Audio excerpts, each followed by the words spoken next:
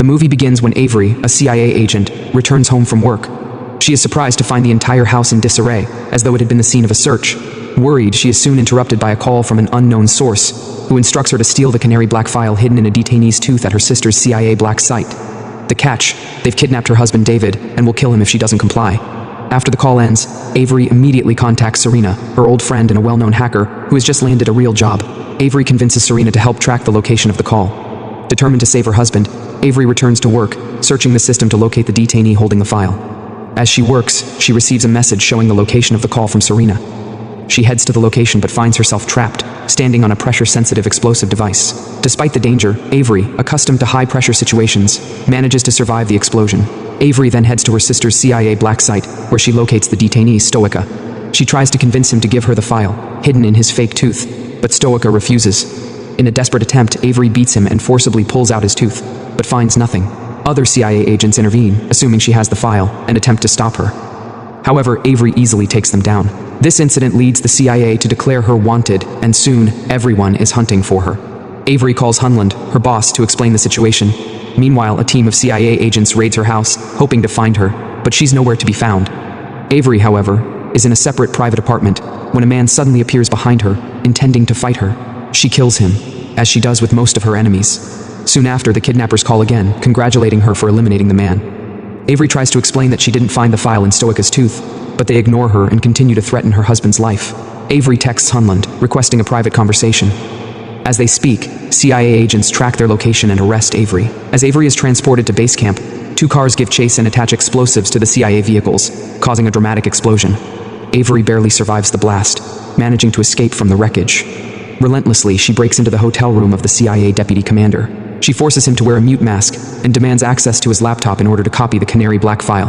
After several failed attempts to access the laptop, she breaks two of his fingers, takes his badge, and uses it to access a secure server at PLK Technologies. She successfully copies the file but is soon confronted by PLK security. Avery escapes, using the drone sent by Serena. In a safe location, they examine the contents of the Canary Black File and discover that it contains a virus capable of devastating the world. Later, Avery runs to a phone booth to answer a call but arrives just after it ends. Unbeknownst to her, the kidnappers have been manipulating her. They electrocute and inject her, causing her to faint. When she wakes up, she finds herself chained. To her horror, the kidnapper is revealed to be Breznov, a man she knows. He gloats about having the Canary Black File and plans to use Avery's weakness to make himself rich. Avery pleads with him not to release the virus, knowing the millions of lives at risk, but Breznov is resolute. When she asks about her husband, a lady went to bring David from a separate room and shot him right in front of her. Breznov leaves to celebrate his success with his crew, but as the lady attempts to stab David, he and Avery overpower her. Using her knife, David cut the cuffs on his hands and used her weapon to kill her. Avery is shocked by David's ability to fight back, considering he was just a regular civilian. She demands that he tell her the truth about his identity. David confesses that he is Kali, a terrorist the CIA has been searching for. This revelation is confirmed when Breznov betrays him, leading Avery to realize that her husband has been working with the enemy all along. Despite this, Avery and David team up to stop Breznov. David pulls electric wires, causing a power outage that gives Avery the advantage. When the backup generators kick in, Breznov and his men regroup. During the confusion, David shoots one of Breznov's men, attracting the attention of the others.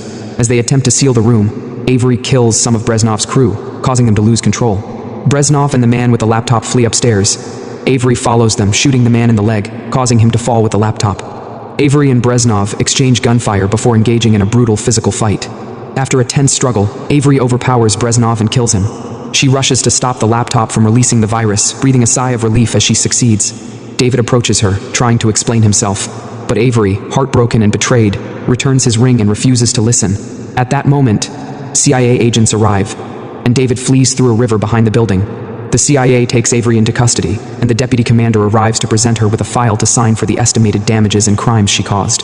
He attempts to take revenge by breaking her finger, but she nods at him and retaliates by breaking his nose. Just then, a woman enters the prison, introducing herself as Elizabeth.